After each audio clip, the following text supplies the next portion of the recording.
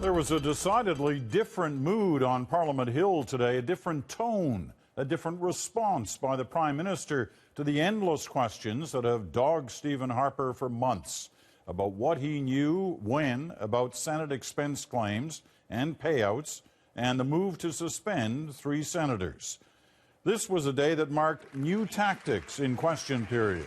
The Prime Minister taking every question that was asked about the Senate scandal himself for the first time, and without trying to change the subject. Any assertion that I was in any way consulted or had any knowledge of Mr. Duffy's, Mr. Wright's payment to Mr. Duffy is categorically false. But as he spoke, another unknown loomed just down the hall. What are you going to say, Senator Wallin? Are you anxious to address your colleagues?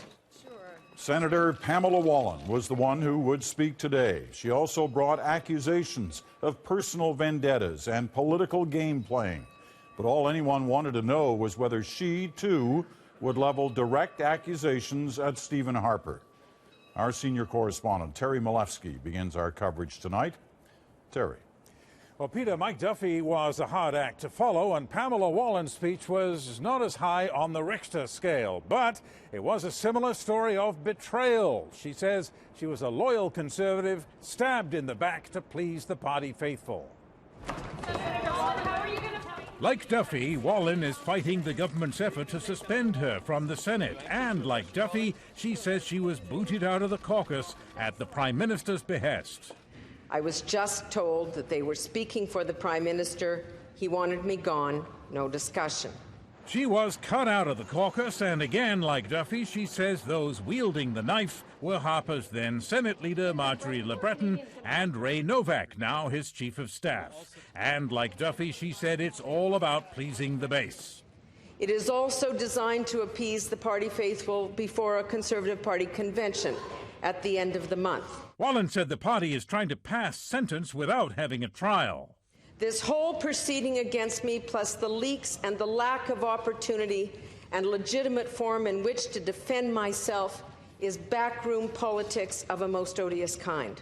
If this place continues to function without even a nod to due process or to the rule of law, then, to paraphrase Senator Siegel, eventually you could run out of buses and the people to throw under them.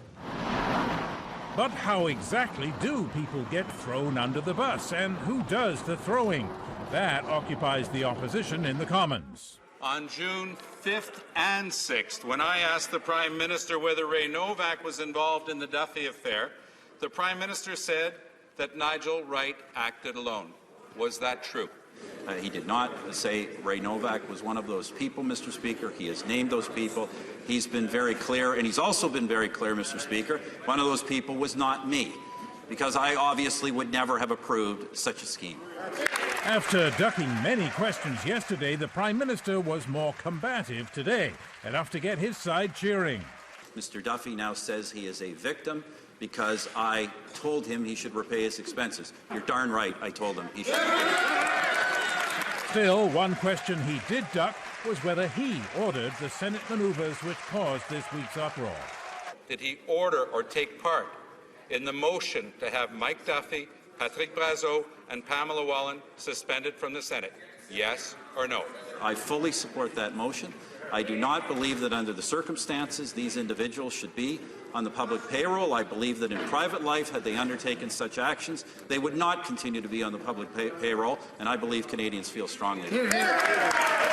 So it was a better day for the Prime Minister, but it is clear that many of those who agree with him about the Senator's expenses still have doubts about denying them due process. And tomorrow, the Senate will continue to struggle with that, Peter. Well, Terry, the Prime Minister unveils a new strategy today, answer questions. How's it holding up? Well, clearly it did please his troops, but his critics see a problem with it, namely that if he's so against the abuse of expenses, how come the PMO supported Wallin and Duffy even after their expenses came to light? They only decided to be shocked after it turned out that the public was a lot less tolerant, Peter. All right, Terry, thank you. Terry Malefsky in Ottawa tonight.